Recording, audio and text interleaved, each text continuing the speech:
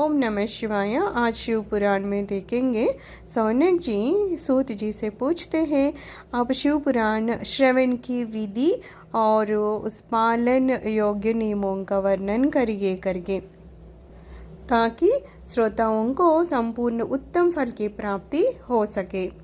तो सूत जी कहना शुरू करते हैं। वो कहते हैं कि पुराण के श्रवण की विधि बता रहा हूँ। पहले किसी ज्योतिषी को बुलाकर दान मान से संतुष्ट करके अपने सहयोगी लोगों के साथ बैठकर बिना किसी विघ्न बाधा के कथा की समाप्ति होने के उद्देश्य से शुद्ध मुहूर्त का अनुसंधान कराइए और स्थान स्थान पर जाके सभी को ये खबर देना है कि मेरे यहाँ शिव पुराण की कथा हो रही है, आप आके इसको सुनिए करके। सबको आदर पूर्वक बुलवाना चाहिए और जो आए हुए लोगों हैं उन लोगों का सब प्रकार से आदर सत्कार करना चाहिए। यह शिव मंदिर में, तीर्थ में, वन प्रांत में या घर में शिव पुराण की कथा सुनने के लिए उत्तम स्थान का निर्माण करना चाहिए। खेलों के कंपाउंड से एक कथा मंडप तैयार करना चाहिए। उसे तरह तरह के सामानों से सजाकर सुंदर शोभा सम्मान बना देना चाहिए। यहाँ परमात्मा भगवान शंकर के लिए एक आसन बनाना चाहिए और कथावाचक के लिए भी एक अच्छा सा दिव्य आसन बनाना चाहिए जो उनके लिए सुखद हो सके, और जो श्रोताएं आते हैं उनके लिए भी अच्छे से सुंदर स्थान बनाना चाहिए। जो पुराण वेत्ता होते हैं वो पवित्र, दक्ष, शांत, ईर्ष्या पर विजय पाने वाला, साधु और दयालु होना चाहिए।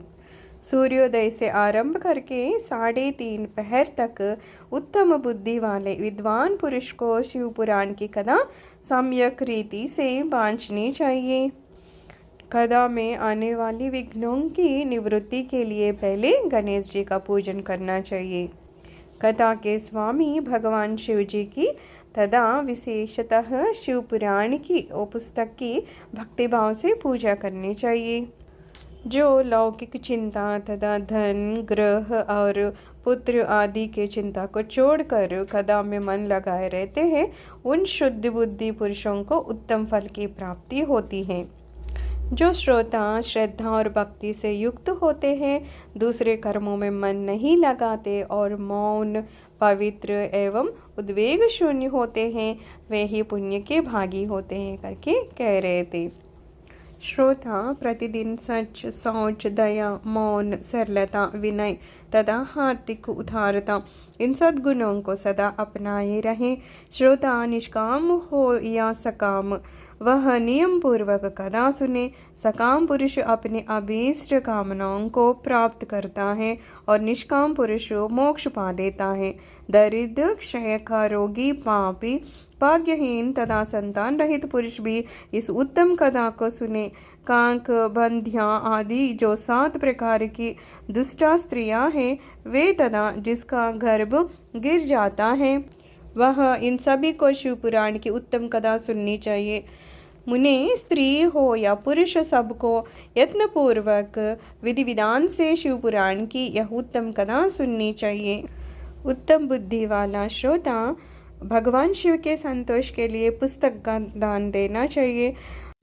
इस पुराण के उस दान के प्रभाव से भगवान शिव का अनुग्रह पाकर पुरुष भवबंध से मुक्त हो जाता है। यह जो श्रीमान शिव पुराण समस्त पुराणों के भाल का तिलक माना गया है। यह भगवान शिव को अत्यंत प्रिय, रमणीय तथा भवरोग का निवारण करने वाला है। जो सदा भगवान शिव का ध्यान करते हैं, जिनकी वाणी शिव के गुणों की स्तुति करती है और जिनके दोनों कान उनकी कथा सुनते हैं, इस जीव जगत में उन्हीं का जन्म लेना सफल है। वे निश्चय ही संसार सागर से पार हो जाते हैं। भिन्न भिन्न प्रकार के समस्त गुण जिनके सच्चिदानंदमय स्वरूप का कभी स्पर्श नहीं करते, जो अपनी महिमा से जगत के बाहर और भीतर वासमान है, तथा जो मन के बाहर और भीतर वाणी एवं मनोवृत्ति रूप में प्रकाशित होते हैं, उन अनंत आनंद घन रूप परम शिव की मैं शरण लेता हूँ करके सूत जी कह रहे थे। आगे और क्या कह रहे हैं हम लोग अगले वीडियो में देखेंगे। ओम नमः शिवाय।